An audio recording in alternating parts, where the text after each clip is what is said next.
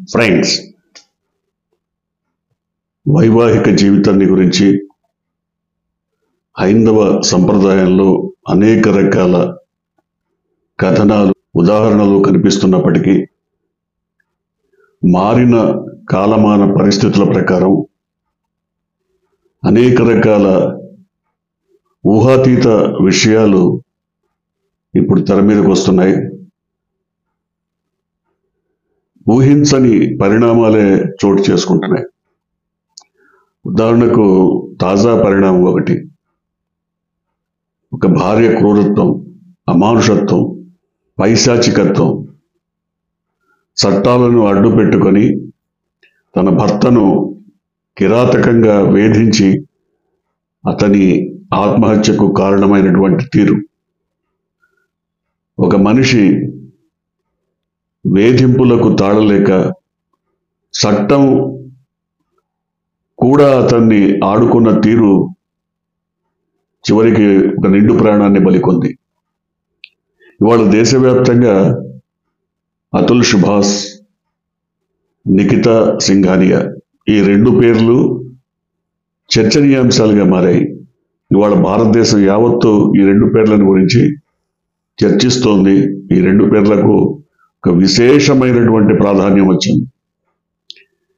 చట్టాలను అడ్డు పెట్టుకొని భారతదేశంలో చాలా మంది మహిళలు ఏ విధంగా పురుషుల్ని వేధిస్తున్నారు, మగాళ్ళని వేధిస్తున్నారు, మొగుళ్ళని వేధిస్తున్నారు.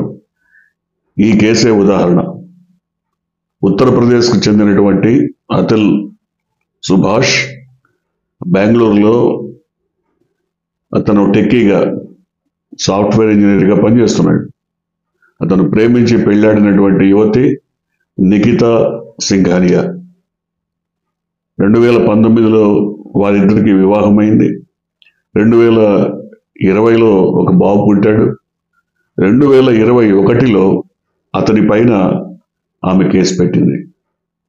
ఆ కేసు ఎంత విచిత్రమైందంటే, ముందుగా 498A, మన పల్లెటూళ్ళలో 2 తక్కువ 500 అంటారు తెలియక, నిజానికి 498A.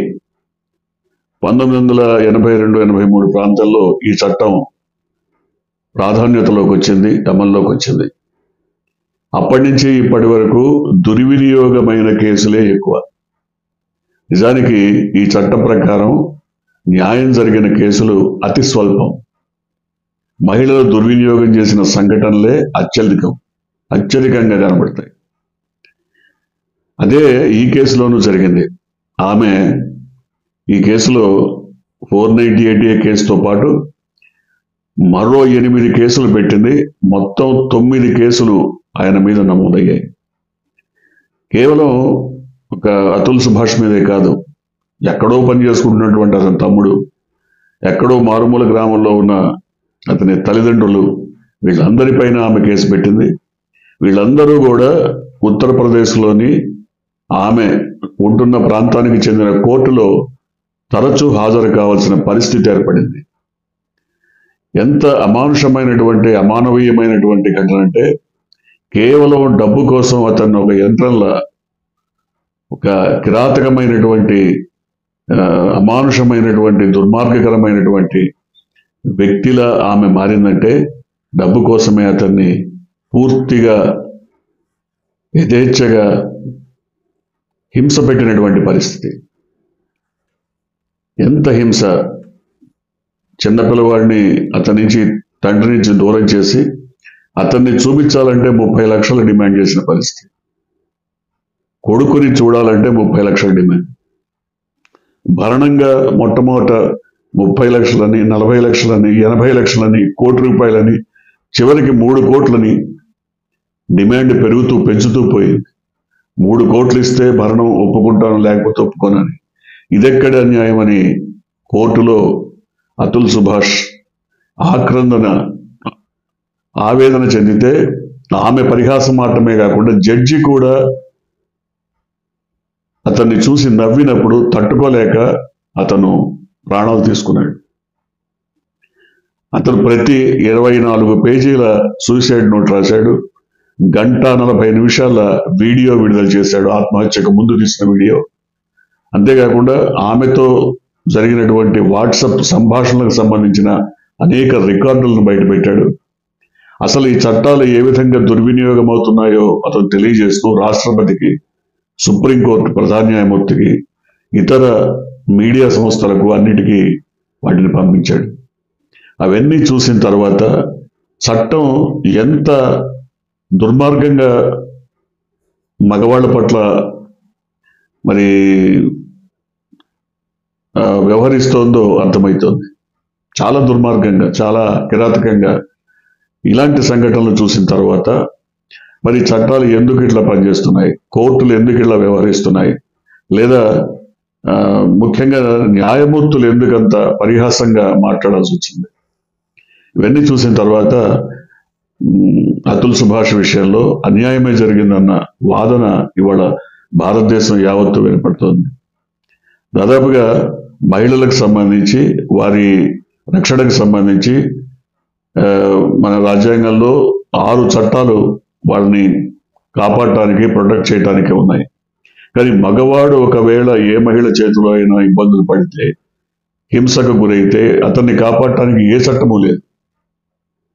ఇవాళ 498A ఒక చట్టం కాదు, గృహహింస చట్టం కానీ మరొకటి కానీ దాదాపుగా 9 కేసులు సుభాష్ మీద మరి నిఖితా సింఘానియా పెట్టారు.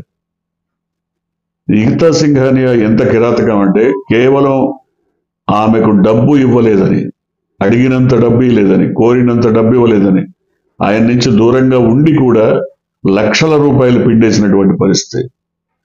ఆమె తల్లిదండ్రులు ఇల్లు కట్టుకోవడానికి కూడా 50 లక్షలు ఇవ్వమని డిమాండ్ చేసినటువంటి పరిస్థితి.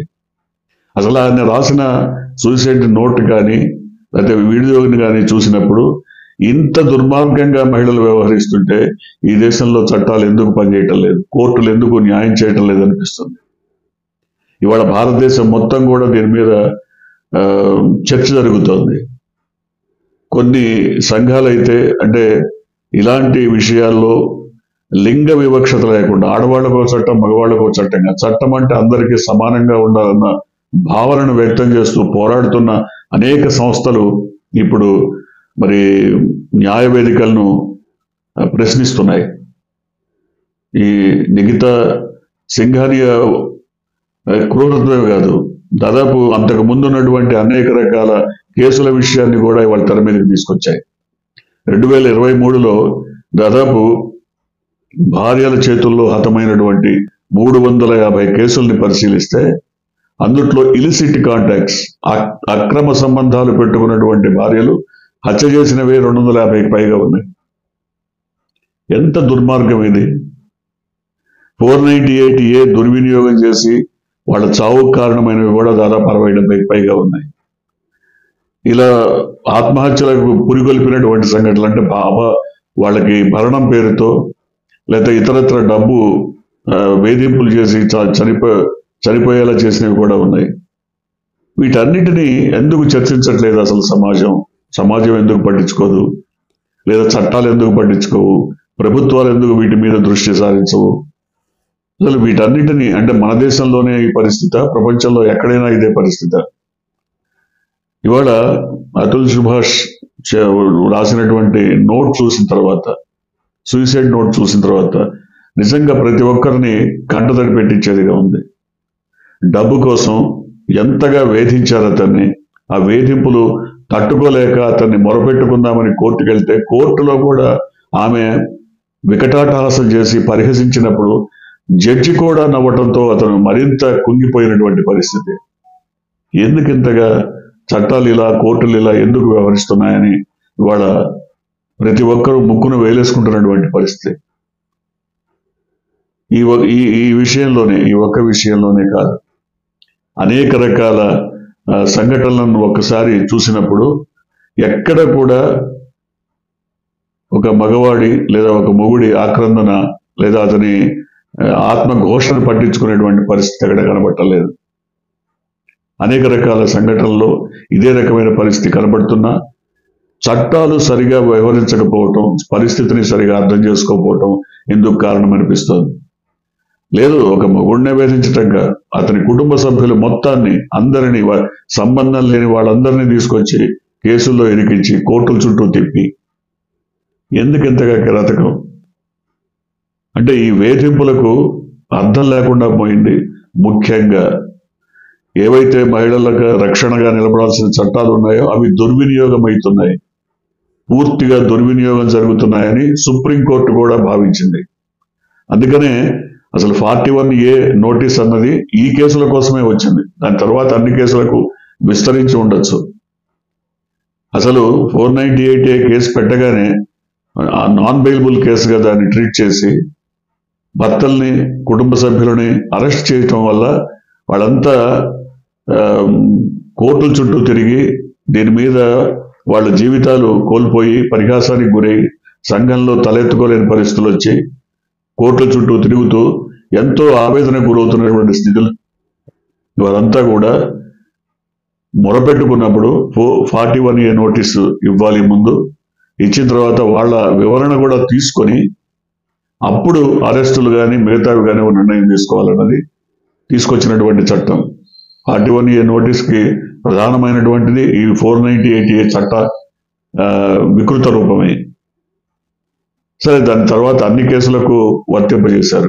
కానీ నిజానికి ఈ కేసులో 41A ఇచ్చారా ఇవ్వలేదా అనేది పక్కన పెడితే 498A అనే సెక్షన్ని అడ్డం పెట్టుకొని ఆమె ఎంతగా వేధించింది. అట్లాగే 125 లేదా 126 CRPC అంటే భరణం కోరుతూ ఎంతగా ఆమె చట్టాన్ని దుర్వినియోగం చేసింది. 3 కోట్ల పిల్లవాడిని చూడాలంటే 30 లక్షలు ఇవ్వాలా? ఏంటిది? ఇంత దుర్మార్గం ఏంటి? చాలా మంది మహిళల కేసుల్ని ఇవాళ ఏకం అనే ఒక సంస్థ బయటికి తీసుకొచ్చింది. వాటిల్లో ఒక మహిళ, కర్ణాటక చెందిన ఒక మహిళ 7 పెళ్లిళ్లు చేసుకొని వారి నుంచి భరణం తీసుకుంటోంది. 7వ పెళ్లి విషయంలో చివరికి అతను కోర్టుకు వెళ్ళినప్పుడు ఈ వివాహాల విషయం అంతా బయటకు వచ్చింది. 7 నుంచి భరణం తీసుకుంటున్నారు. అయితే తాజాగా సుప్రీంకోర్టు కూడా కొన్ని మార్గదర్శకాలు విడుదల చేసింది. ఆమె ఆరోగ్య స్థితి ఏంటి, ఆమె విద్యార్హతలు ఏంటి, ఆమె తనకు తానుగా తన కాళ్ళ మీద బతకగలిగే స్థితిలో ఉందా, లేదు అసలు తను బతకలేని స్థితిలో ఉన్నప్పుడు పిల్లల పోషణ భారాన్ని భర్తకు అప్పచెప్పి వాళ్ళ దగ్గర ఉంచవచ్చు కదా. తండ్రి అయినా తల్లైనా ఇట్ మేక్స్ నో డిఫరెన్స్, మరి అతని దగ్గరే ఉంచవచ్చు కదా. ఇలాంటి కండిషన్స్ అన్నిటినీ ఫ్రేమ్ చేయమని కూడా చెప్పింది, వాటన్నిటిని చూడమని కూడా చెప్పింది. అయినే కింది కోర్టులు ఇవన్నీ పట్టించుకోవట్లేదు. కేవలం అసలు అమానవీయ దృష్టితో అమానవీయంగా మాట్లాడుతూ పరిహాసం చేస్తూ ఇంతగా వికృత పోకడలతో కేసులను చూసినప్పుడు మరి ఇంకా మరణం కంటే వేరే గత్యంతరం కనబట్టలేదు. ఇవాళ సుభాష్ విషయంలో పూర్తిగా 2 విషయాలు బయటకు వచ్చాయి. ఒకటి, మహిళల వికృత చేష్టలు, పైశాచిక ఆనందం, వారిలో ఎంతగా ధనదాహం, ఇవన్నీ బయటకు వచ్చాయి. రెండవ విషయం న్యాయ వ్యవస్థ కూడా ఇలాంటి విషయాల్లో అమానవీయంగా ప్రవర్తిస్తున్నటువంటి తీరు, అమానుషంగా కేసుల్ని ట్రీట్ చేస్తున్నటువంటి పరిస్థితి, ఇవన్నీ ఇవాళ కనబడుతున్నాయి. ఇవాళ దేశవ్యాప్తంగా ఈ రకమైన చర్చ జరుగుతుంది ఈ కేసు విషయంలో. సో ఇప్పటికైనా చట్టాలు మారాలి, వ్యవస్థ మారాలి. వైవాహిక వ్యవస్థలో ఇలాంటి దుష్పరిణామాలు జరగకుండా ఉండాలంటే అనేక రకాల చర్యలు తీసుకోవాలి. గతంలో సర్దుకుపోయే ధోరణి, ఒకరినొకరు అర్థం చేసుకునే ధోరణి, ఇవన్నీ ఉండేవి. ఇప్పుడు అసలు సర్దుకుపోవటం లేదా అర్థం చేసుకోవడం ఇవన్నీ కనుమరుగైపోయి కేవలం డబ్బు, నేనెంత సంపాదిస్తున్నావు, నువ్వెంత సంపాదిస్తున్నావు, నీకంటే నేనెంత సంపాదిస్తున్నా, నీ మాట వినాల్సిన పని లేదు, నీతో కలిసి ఉండాల్సిన అవసరం లేదు. ఒక పిల్లవాడో పిల్ల పుడితే చాలు, నేను వెళ్ళిపోతాను, ఇంకెవరితో అయినా తిరుగుతాను, ఎక్కడైనా ఉంటాను అనే పరిస్థితి కనబడుతున్నదని ఇవాళ అనేక రకాల చర్చలు సాగుతున్నాయి ఈ కేసు విషయంలో. ఈ కేసు విషయంలోనే ఇలాంటి చర్చలు బయటకు వస్తున్నాయి. సో ఏది ఏమైనా వివాహ వ్యవస్థలో మార్పు రావాలి, చట్టాలు కూడా ఖచ్చితంగా మారాలి. లింగ వివక్షత లేని చట్టాలు, అంటే మగవాళ్ళకో చట్టం, ఆడవాళ్ళకో చట్టం అని కానీ చట్టం ఎవరికైనా ఒకటే. డొమెస్టిక్ వైలెన్స్ ఆడవాళ్ళకి మగవాళ్ళకి ఇద్దరికీ వర్తిస్తుంది. ఎవరిని వేధించినా ఆ కేసు పెట్టచ్చు. లేదా 498A ఎట్లా మరి ఆడవాళ్ళు పెడుతున్నారో అట్లాగే భరణం కోసం మగవాళ్ళని ఇంతగా టార్చర్ చేస్తున్నటువంటి కేసులు కూడా పెట్టే సెక్షన్లు రావాల్సినటువంటి అవసరం ఉంది. మరి బిఎన్ఎస్ కొత్తగా తీసుకొచ్చారు కానీ వాటిలో చట్టంలో మార్పులు మరి కనబడుతున్నట్టుగా లేదు. భారత్ న్యాయ సంహిత పేరుతో కొత్తగా మార్పులు తీసుకొచ్చారు కానీ వాటిల్లో కూడా మహిళలకు పురుషులకు సమానమైనటువంటి చట్టాలు ఉన్నట్టుగా కనబట్టలేదు. చూడాలి ఇప్పటికైనా వ్యవస్థ మారుతుందో మారదో.